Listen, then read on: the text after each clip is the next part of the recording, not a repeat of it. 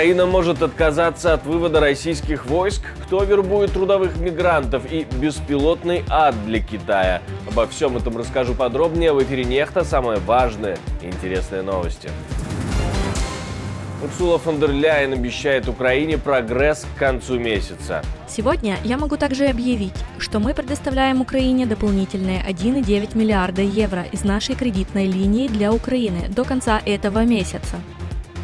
Лавров снова угрожает всем, убеждая, что именно США пытаются втянуть мир в ядерную войну.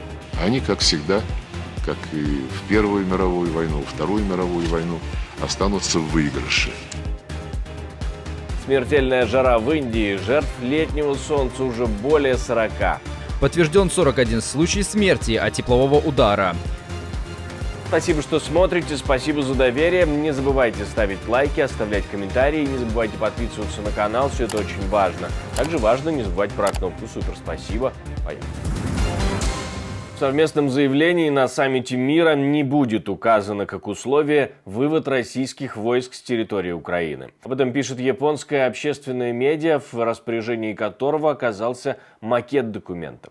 Дипломатические источники издания указывают на то, что кроме этого положения не включили еще несколько, цитирую, «с учетом позиций некоторых азиатских и ближневосточных стран с быстро растущей экономикой и поддерживающих связи с Россией». Конец цитаты. Пока известно о том, кто точно будет на саммите. Президент Франции, немецкий канцлер, премьер-министр Японии, Канады, Швеции, Нидерландов и Испании, президент Литвы. Точно не приедет премьер-министр Италии, Австралии, Индии, президенты Аргентины, Бразилии, США и Турции, китайский лидер. А в Швейцарии заявляют об увеличении количества кибератак в преддверии саммита.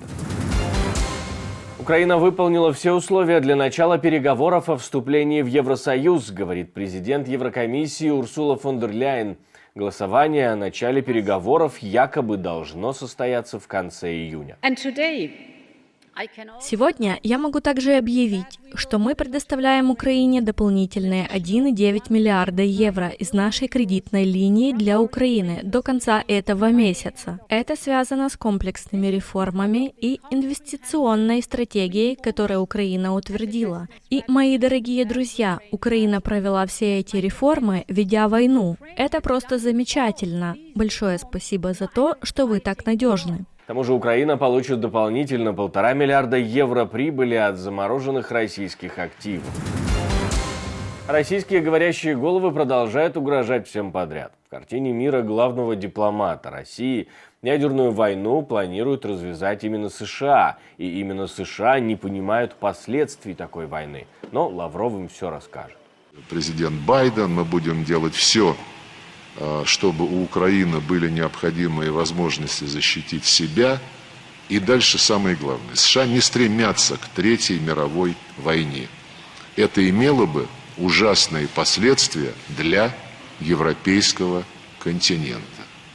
Вот вам ответ на вопрос, как Соединенные Штаты относятся к Европе. Они уверены, что если они спровоцируют ядерную войну, чем они активно занимаются, то пострадает только Европа. Они, как всегда, как и в Первую мировую войну, Вторую мировую войну, останутся в выигрыше. Тем не менее, западные политики указывают на опасность, исходящую от самой России в плане ядерной эскалации. Министр иностранных дел Польши говорит о ядерных боеголовках в Калининграде, точное количество которых невозможно установить. В 250 километрах севернее Варшавы Калининградская область. Российский эксклав с местом хранения, по нашим оценкам, где-то 100 тактических ядерных боеголовок.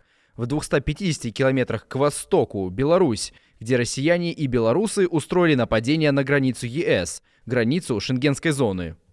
Министр Сикорский напоминает, что россияне часто свои ракеты роняют на территорию Польши. Одна из них упала в 10 километрах от его собственного дома.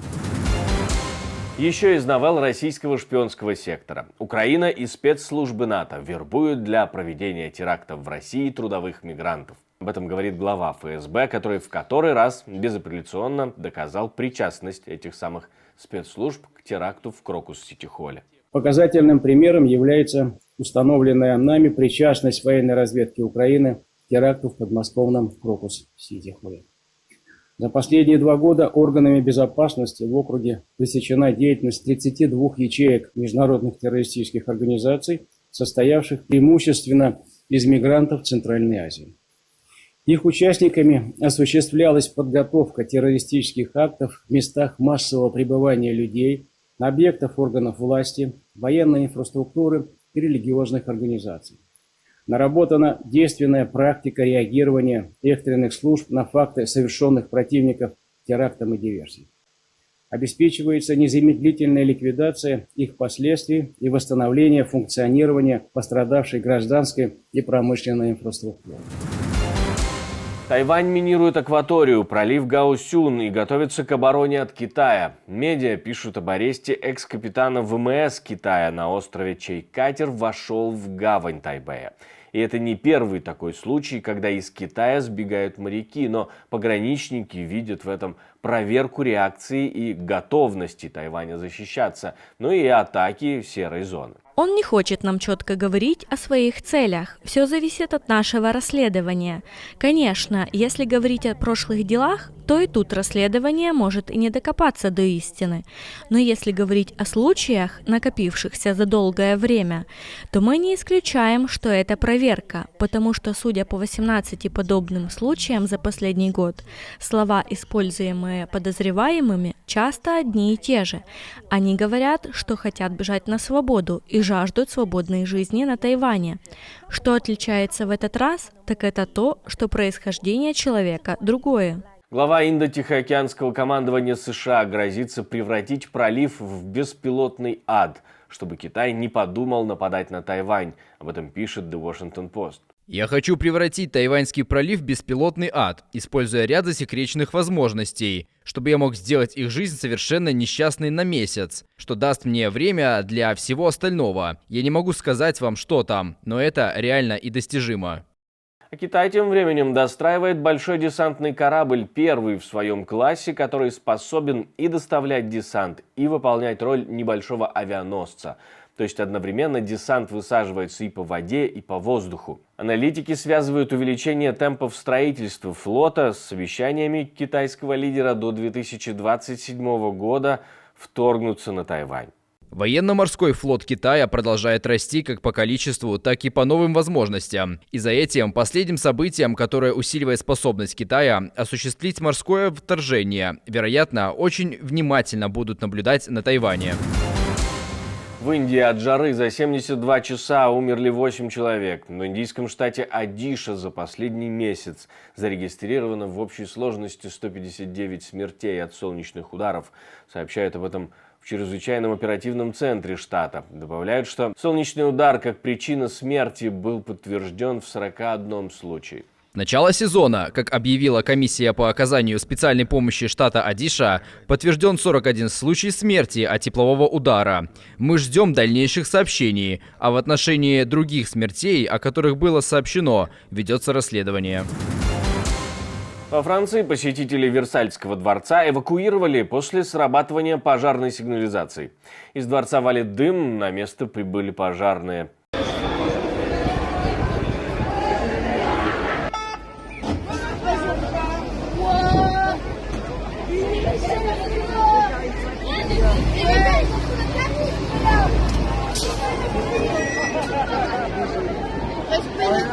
В самом Версальском дворце подтвердили официально наличие дыма и быструю реакцию на происшествие.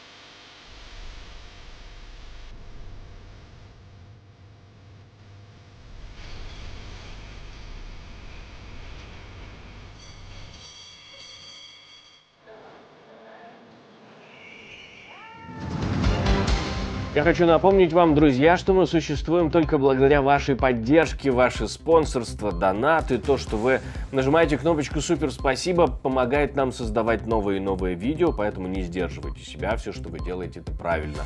Правильно также оставлять лайки, комментарии, подписываться на канал, все это непременно очень важно. Ну а на этом у меня все, до встречи и хороших вам новостей.